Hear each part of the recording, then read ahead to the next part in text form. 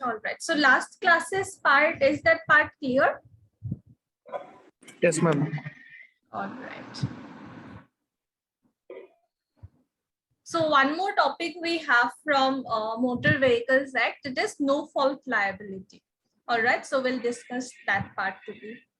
So regarding no fault liability, we have already studied, right, this concept of strict liability and absolute liability. Right. So what is no fault liability? Do you remember that part? Ma'am, even though we are not commit any mistake, but we will be liable, ma'am. Yes, even when you have not committed a mistake, you may be held liable. That is no fault liability. Without doing any fault, the person is held liable. So under Motor Vehicles Act also, we have this concept of no fault liability, but it is applicable in certain like exceptional cases. Okay. So sections 140 to 144 of chapter 10 of MV Act, it deals with this concept of no fault liability or liability without fault, right? So you need to remember these sections 140 to 144, and it is given in chapter 10 of the Act, right? So it talks about this concept of no fault liability or liability without fault. In these cases, the claimant is not required to prove wrongful act, negligence, or default on part of owner of the vehicle or by any other person. That means otherwise what happens, in case there is an accident, people would file a case to ask for compensation, right? Usually they will go to MACT court, right? Motor vehicle, this motor accident claims tribunal. In case there is one, they will go to that court, right? They will ask for compensation and all that stuff. There you need to prove that this person was liable, this person was might be negligent, or he was having some fault, right? He did some wrongful act and stuff. But in certain cases, right, which are mentioned under these provisions, whoever is claiming for compensation, whoever is demanding money in this court, that person need not prove any wrongful act. You don't need to prove any wrong of the other person. You don't need to prove that other person was negligent or there was any sort of default from the owner or any person. Right? Basically, without fault, also the person would be held liable. That is the main concept over here. Right? In no fault liability, the defense of contributory negligence is not available to insurer or motorist. What is contributory negligence? Are you aware of it? No, ma'am. Okay, so what is negligence?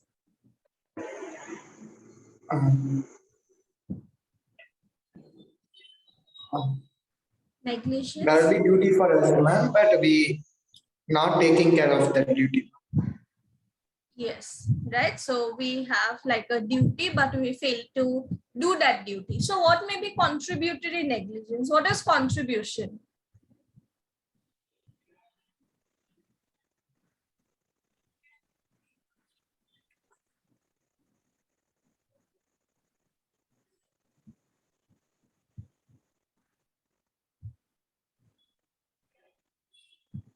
Contribution, we use this word, right? Will you contribute? Are you contributing? What is contribution? Something we giving out.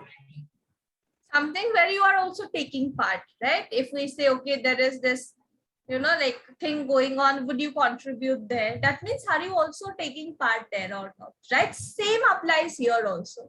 We say, right, we are collecting donation for this thing. Would you be interested to contribute something? That means we are collecting money for some event. Are you also interested to give some money there or not, right? Same applies here also. What is contributory negligence? Negligence is already there, right? I was negligent in my performing my duties, but you also contributed something, right? That means it was not just my negligence, but you were also negligent, and both the things together resulted in the accident, right? So contributory negligence means where both the parties had to be blamed, right? Both the parties were negligent to some extent, and as a result, the thing happened, right? So in no fault liability, the defense of contributory negligence is not available. That means you cannot say, okay, fine, I was negligent, but you were also negligent, so I should not be held liable to pay compensation, right? That thing would not apply. Okay, that is what the concept is, that in no fault liability, the defense of contributory negligence is not available to the insurer or to the motorist. Whoever is driving, that person also cannot say that, okay, fine, you were also negligent, or insurance company also cannot say that you were also negligent. We are not concerned with who was negligent, who was guilty and all that stuff. We are just concerned with the fact that loss has taken place. You need to compensate no matter what, right? That is the whole concept of no fault liability. So here there is no question of proving wrongful act, negligence, default, contributory negligence, nothing would apply there. Only no fault liability. All right. For the purpose of social justice, the principle laid out that the driver or the owner was to be held liable without taking contributory negligence into consideration. So, for the purpose of social justice, what is the main purpose of having this Motor Vehicles Act? We want to provide justice to as many people as we can, right? That we need to provide compensation to as many people as we can in order to give them justice, right? That is the main objective of this legislation. So in order to do that, what happens is the driver or owner was held liable.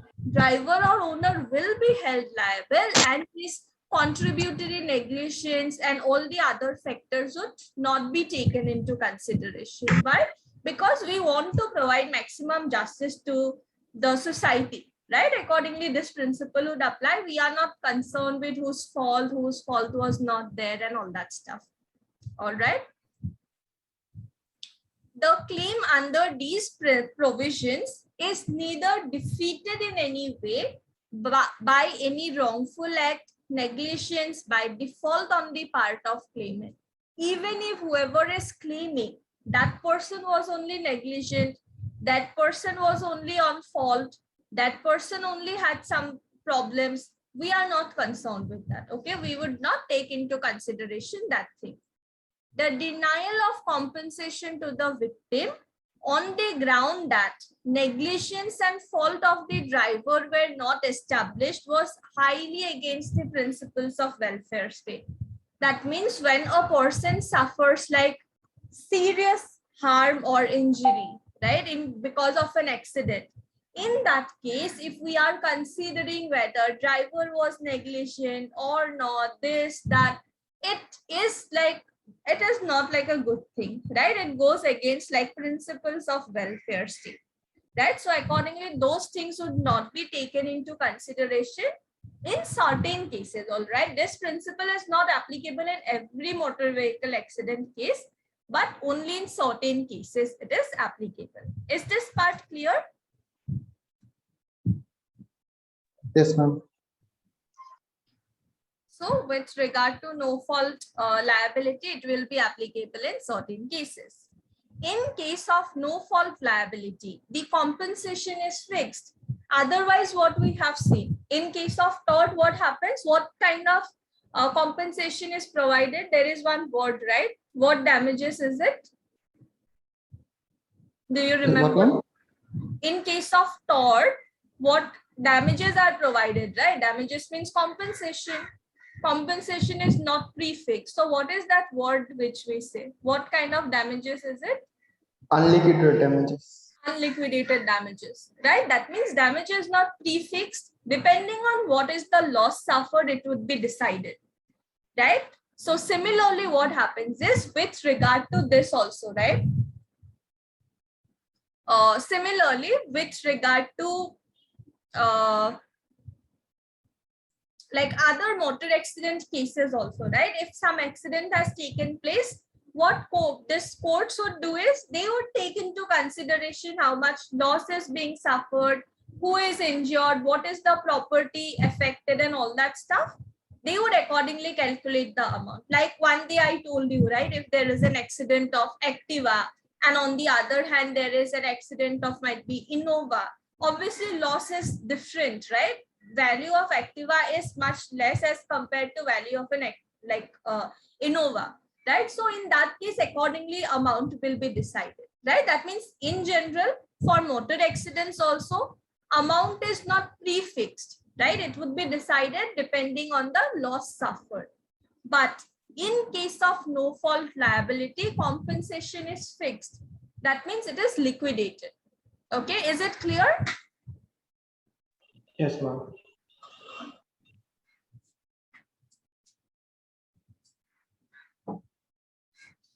Okay, so otherwise what happens with regard to motor accidents?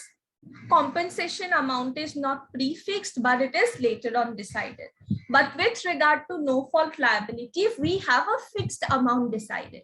It does not matter what happens, what other things, we are not concerned with it. Amount is fixed, that much only the person will be getting. Okay, if like it's a pure case of no fault liability. The provisions apply in cases where the claimant, who is claimant by the way?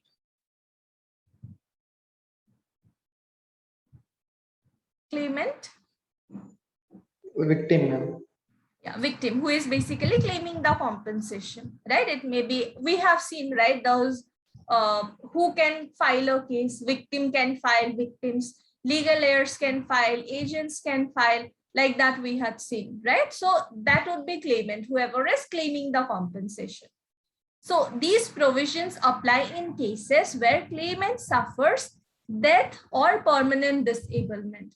If whoever has whoever was the victim of that accident, right? If that person died or there is permanent disablement of that person. What is permanent disablement? Might be I had an accident and I broke might be my this like the bones over here, or might be like bone of my leg, right? Might be I will be like bedridden for maybe 1 week or something. That is not permanent disablement, right? For few days, might be a week, might be for a few days. I am not able to, do things myself, but it's not like a permanent thing, right? But if it leads to permanent disablement or death of the person, that is the two conditions you need to remember. Only in these two conditions, no fault liability is applicable, not otherwise. All right. So if there is the victim dies or there is permanent disablement of the person, only in those two cases, this concept of no fault liability is applicable, not otherwise. All right. So try to remember this part, that this concept will apply only here. Okay. Next, as defined in the Act, the amount of compensation is also fixed. So this compensation would apply only with regard to death or permanent disablement. And as we said, right, that it is not unliquidated, but it is liquidated. Amount is also fixed. In case the person dies, the person will be getting 50,000 rupees. In case there is permanent disablement, compensation will be 25,000 rupees. Okay, so this is fixed. And only in these two cases, this concept of no fault liability arises. In case I suffer some injury, some other stuff, I need to prove that the person was negligent, wrongful act, stuff like that.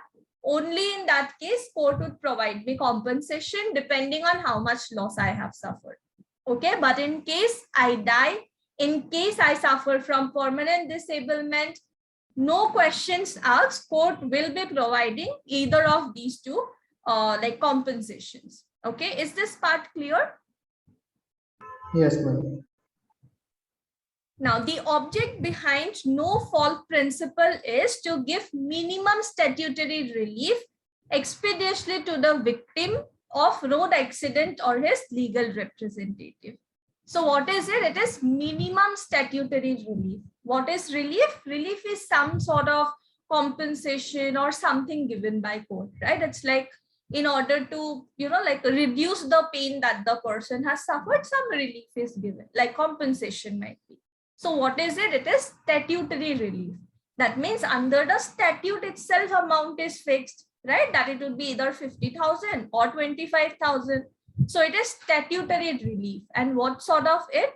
Minimum statutory relief. That means at least some amount you are getting, right? In order to reduce the pain or suffering, at least some amount, right? Like something is better than nothing, like that sort of a principle.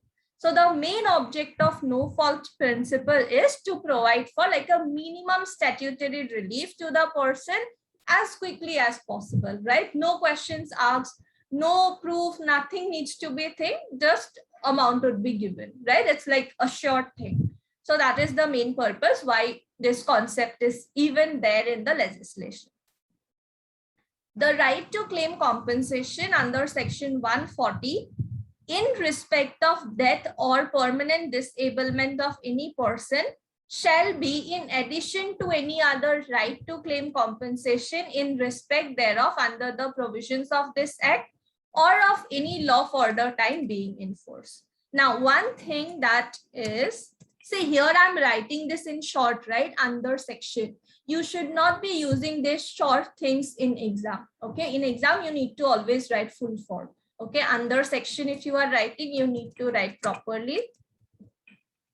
All right, under section only. Don't use shortcuts in exam. All right. So the right to claim compensation under section 40, that means this no fault liability compensation in respect of death or permanent disablement of any person.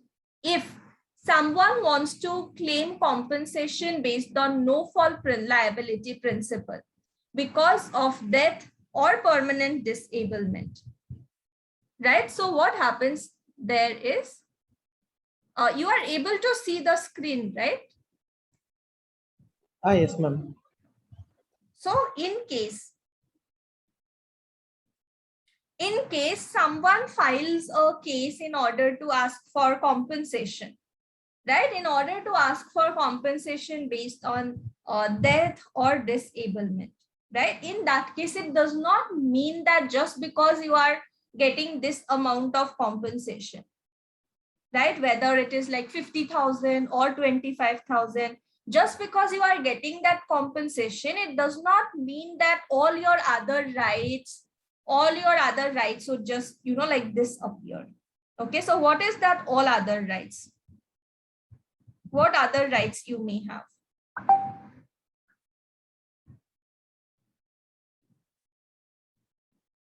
Ma'am, damage to property.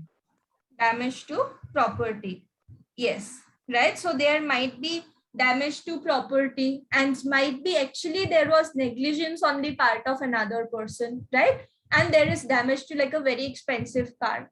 In that case, just getting this 50,000 would not be enough, right? Might be otherwise you would have got like 50 lakhs, right? So in order to balance that thing, right, it does not mean just because you have taken this compensation under no fault liability, whether 50,000 or 25,000, it will not end your other rights. That means if there was negligence from the part of driver, there was fault of the driver or other stuff, you can also claim money on those grounds, right? There is provision under Indian Penal Code also. It's not just motor vehicles, right? There are other laws also, right? That is why they have mentioned in respect of any other provision of this act. Under Motor Vehicles Act, if you have any other provision wherein you are entitled to claim compensation, like you said in case of damage to the vehicle, right? The person is entitled to claim for compensation. So that right still exists. You can claim compensation under that also.